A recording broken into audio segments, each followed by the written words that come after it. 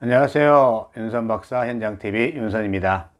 오늘은 STP 전략, STP 모델이라고도 하죠. 그거에 대해서 이야기를 하도록 하겠습니다. STP 전략, 우리가 사업계획서를 수립할 때 보통 STP 전략이 무엇인가, 물론 사업계획 수립할 때 이런 걸 다 알지 않고 해도 되지만 기본적인 그동안 해왔던 기법들이 좀 있어요. 그 기법들에 의해서 정리를 하면 좀 더 유용하고 효율적으로 사업계획을 쓸 수 있기 때문에 사업계획 수립할 때 이제 STP 전략이라는 게 앞에 STP, 대부분 그 마케팅이라는 용어들이 외국에서 먼저 발달했기 때문에 그 영어로 돼 있는데 세그멘테이션 해가지고 시장을 나누어야 된다. 그리고 타겟을 명확히 잡아야 된다. 그리고 포지셔닝 해서 포지셔닝 전략이라고 해가지고 이 세 개를 만들어서 앞에 들여다 가지고 STP 모델 아니면 STP 전략 이렇게 이야기를 합니다. 오늘 그거에 대해서 이야기를 같이 해보도록 하겠습니다. 이것이 만들어진 배경은 뭐냐면 경쟁 상품이 계속 증가를 하죠. 그러다 보니까 대량 생산 체계가 이제 만들어지잖아요. 굉장히 많이 만들어지게 되고, 우리가 신발만 하더라도 엄청난 많은 신발이 있고, 그러다 보니까 대중 마케팅으로는 한계가 좀 있겠다. 일단은 기존의 마케팅으로 전체 똑같은 브랜드를 가지고 전체를 한다는 게 한계가 있고, 그래서 경쟁력을 가지기 어렵겠다. 그래서 미국의 켈로그 경영대학원이었던 필 코틀러가 시장을 어떻게 나눠 봐야겠다. 새로운 모델을 어떻게 유지하고 지속적인 어떤 수익을 낼 수 있는 STP 모델을 제시를 하게 돼요. STP 모델이 뭐냐라고 한마디로 정의하면 기업이 개별 고객의 선호에 맞춘 제품 혹은 서비스를 통해 타사와의 차별성과 경쟁력을 확보하는 마케팅 기법이다. 그래서 어떤 고객 맞춤형, 고객 지향적인 마케팅으로 돌아오면서 이제 STP 전략이 만들어지게 되는데요. 그래서 고객을 나누어야 된다. 타겟을, 목표 시장을 명확히 해야 된다. 그리고 포지션을 해야 된다. 그 세 가지로 나눠지게 되어 있습니다. 그래서 시장 세분화를 먼저 이제 살펴보도록 하겠습니다. 시장을 나누는 이유는 뭐냐 그러면 전체 시장을 놓고 내가 마케팅을 하다 보면 타겟이 명확치가 않아요. 그래서 일단은 좀 나누어 보자 라는 겁니다. 여러 개 나누어야지만이 그 중에 타겟을 잡을 수가 있으니까 시장 세분화를 하는데 어떤 기준에 의해서 할 거냐, 어느 층을 대상으로 해서 물건을 만들 것이냐가 굉장히 중요한 것 같아요. 우리가 농산물을 만들어 가지고 판매하더라도 똑같은 것 같습니다.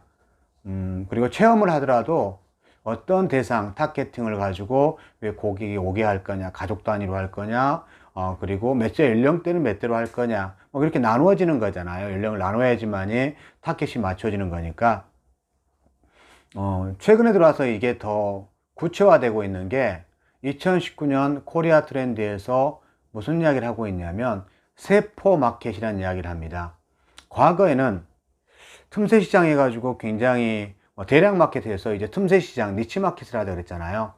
틈새 시장으로 들어가서 그 사람에게 물건을 팔자라고 했는데 이제는 단위가 좀 더 적어지고 있는 과정입니다. 그래서 세포 마켓, 아주 조그마한 시장으로 들어가자. 아주 조그마한 시장 들어가서 그러니까 시장을 좁혀야 된다는 이야기잖아요. 그래서 그 좁히기 위해서는 더 나누어야 되는 것이 있습니다. 타켓을 잡기 위해서 나누는 구조인데, 이런 게 있죠. 시장을 나눈다는 게, 일단 사과를 가지고 간다면 사과 시장이 다르더라고요. 저희 와이프 같은 경우는 신것을 좋아해요. 여러분도 혹시 신사과를 좋아하시는 분? 자두도 마찬가지죠. 신사과 좋아하시는 분 손 들어 보세요. 저 같은 경우는 단 걸 좋아해요. 단시장이죠. 그런데 사람들 다 맛있다 그래요. 저는 신 걸 보면 조금 단 거보다는 못 하거든요. 그러면 신 것과 단 것 시장은 다르다는 거죠. 구분해야 된다는 거잖아요. 그러니까 선호에 따라서 다른데 그것이 맛있다라고 해가지고 하면 저는 그 맛의 기준에서 한 단계를 더 들어가야 된다. 그걸 나눠야 된다는 게 있겠죠. 그래서 어떤 라이프스타일이라든가 선호하는 상품에 따라서 달라지는 구조들 나누는 거죠. 예를 들면 전체 고객 구매할 가능성 있는 고객이 몇 명인가를 먼저 생각해 봐야 된다. 그래서 나누는 기준은 첫 번째는 인구 통계적인 수단이라고 이야기를 합니다. 연령. 그렇죠. 뭐 우리가 보통 보면 20대, 30대를 기준으로 한다. 아니면 나는 당뇨에 좋은 거기 때문에 실제로 50대, 60대를 기준으로 하겠다. 이렇게 노인 연령대를 기준으로 할 수도 있고요. 아니면 젊은 사람을 아예 기준으로 하겠다. 그러면 나누어야 되잖아요. 그래서 기본적인 기준이 연령 기준이 있고, 나누는 기준이, 그 다음에 성별, 남자 여자 기준이 있고, 그 다음에 직업, 교육 정도, 가족 수, 라이프 스타일, 이렇게 시장을 나누는 겁니다. 그리고 연령에 따라 제일 많이 나누는 것 같아요. 그리고 연령 중에서도 어떤 연령들을 잡을 거냐라는 문제가 있고, 성별, 그리고 라이프 스타일. 요즘은 이제 많이 보고 있는 게 라이프 스타일에 대한 문제. 어떤 걸 선호하느냐에 따라서 나눠지게 될 것입니다. 여러분들이 지금 가지고 있는 상품들, 재배하고 있는 농산물들, 그 기준으로 한다면 어떤 기준을 가지고 나의 타겟 고객을 만들 것인가, 이 부분 먼저 생각을 해봐야 될 것 같습니다. 두 번째, 이제 이 STP 전략은 이건 시장을 나누는 문제이기 때문에 아까 이야기했듯이 어떤 인구라든지 인구 통계적인 변이죠. 그 아이 연령이 들어갈 거고, 그 다음에 성별 들어갈 거고, 그 다음에 이제 이렇게 나오는데, 뭐 소득 수준도 들어가겠죠. 소득 수준 어느 정도 어떻게 잡을 거냐. 그 다음에 많이 한 게 라이프 스타일, 이렇게 들어가겠죠. 이런 식으로 이제 연령, 성별, 소득 수준, 라이프 스타일이 들어가겠죠. 두 번째, 이제 그것을 기준으로 잡았다면, 나눴다면, 그 중에서 이제 하나를 타겟을 잡아야 되겠죠. 내 타겟을 어떤 걸로 할 거냐. 뭐 그 문제겠죠. 소득수준 세분화했으면 특정한 타겟팅의 마케팅을 시작하는 것입니다. 유기농 상품을 만들었다면 유기농을 좋아하는 사람을 찾아가야 되잖아요. 내 상품을 아는 사람 찾아가기. 그래서 하나의 타겟팅을 소비자 선적해서 그냥 집중하는 판매장점. 우리가 화살을 딱 쏘더라도 정확히 타겟 시세에 맞추잖아요. 여기저기 맞추면 안 될 것 같은 거기 때문에요. 제가 이제 교육 강의를 가가지고 타겟이 어디예요? 라고 물어보면 그런 이야기를 해요. 전 국민이 고객이래요. 그래서 물량은 얼마나 되는데요?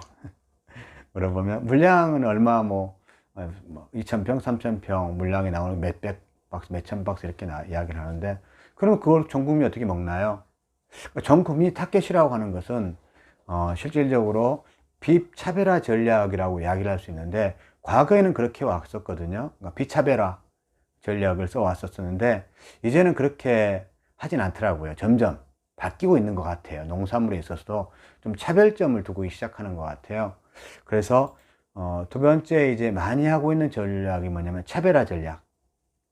내 타겟에 맞게 차별적인 수단을, 브랜드를 차별한다든지 디자인들, 그 다음에 상품의 차별화를 시켜낸다든지 하는 차별화 전략을 좀 쓰기 시작했습니다. 타겟팅의 세 번째로 지금 하고 있는 전략이 뭐냐면 하나의 소비층을 해서 집중적으로 그곳에 판매하는 방식입니다. 다 버리는 거죠. 그러니까 일단은 집중하려면 버리는 겁니다. 그래서 세 번째 전략이 고객 집중형, 고객 집중하는 타겟 중심의 전략이라고 할 수 있습니다. 그래서 그것은 고객 중심입니다. 아까 차별화는 상품 중심이 되겠지만 이것은 내 고객만 중심하겠다. 그래서 산토토마토 같은 경우는 내가 체험을 하겠다 했을 때 4세, 6세만 체험을 하거든요. 그리고 이제 분양을 한다 그러면 내가 고향에 향수가 좀 있고 그곳에 내 나무를 좀 심고 싶은데 여건이 안 되는데 농촌에 와보고 싶다. 어떤 사람이 그런 이야기를 해요. 참 이상하대요.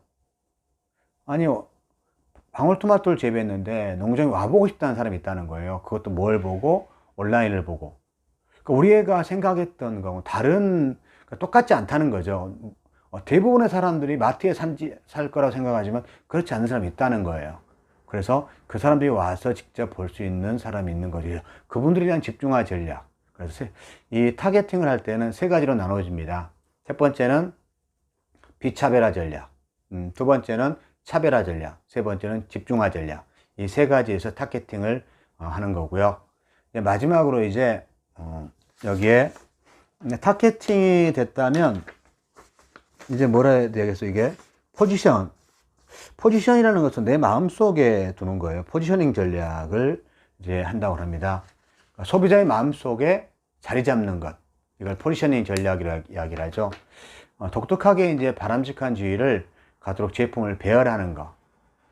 그리고 생산자는 제품을 생산하지만 소비자는 브랜드를 구매한다. 그러니까 제품이지만 소비자가 가지고 있는 거 브랜드에 대한 인식들, 그리고 바로 브랜드를 마음속에 알리는 게 어떻게 보면 포지셔닝이라고 이야기할 수 있겠습니다. 제가 대학원 수업 시간에 그런 이야기를 하더라고요. 마케팅 교수님, 한장희 교수님이라는 분이 계시는데, 그분이 포지셔닝 전략을 설명하면서 이렇게 이야기를 해요. 여러분의 마음속에 보석 상자를 하나씩 드리겠습니다. 어떤 소비자의 마음속에 경쟁 상품과 차별화될 수 있도록 자사상품 위치를 주는 거, 그런 과정을 의미하는 게 바로 소비자의 마음속에 자리 잡기, 이게 포지셔닝 전략입니다. 코리아 트렌드, 2019년 코리아 트렌드에서 이런 이야기겠죠. 컨셉으로 승부하라. 컨셉이 뭐예요?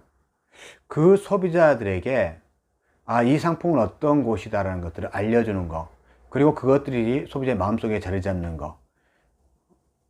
소비자의 마음속에 경쟁 제품과 비교해 명백하고 독특하며 바람직한 지위를 갖도록 자사의 제품을 배열하는 거, 차별화 또는 집중화를 말합니다.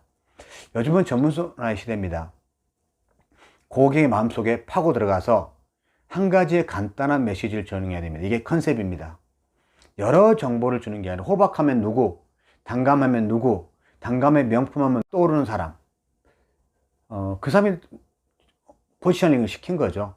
마케팅하면 누구, 농사는 마케팅하면 누구, 답이 없네요. 저도 마찬가지예요.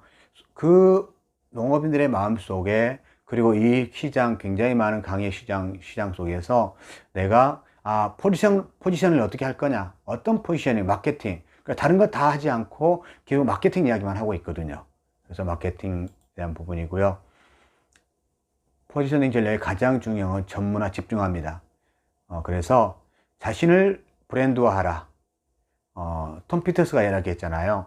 시장에서 상품, 굉장히 여러 상품이 있어요. 하지만 그 종업원이 좋아서 가는 경우가 있고요. 그 사장이 좋아서 가는 경우가 있고, 그 공간이 마음에 들어서 가는 경우가 있잖아요. 그래서 어떻게 하면 차별화 시킬 거냐라는 말들을 하고 있습니다. 그래서 SPP 전략에서 중요한 것은 결국은 나누고 타겟팅 정하고, 그것을 타겟팅을 정해서 소비자에게 계속적으로 정보를 전달해서, 메시지를 전달해서 포지션을 시키는 거, 마음속에 갖는 거, 이게 이제 SPP 모델 전략이라고 이야기를 합니다. 여러분도 사업계획 쓰실 때 여러분이 가지고 있는 상품에 대한 SPP 전략을 한번 만들어 보시길 바랍니다. 감사합니다.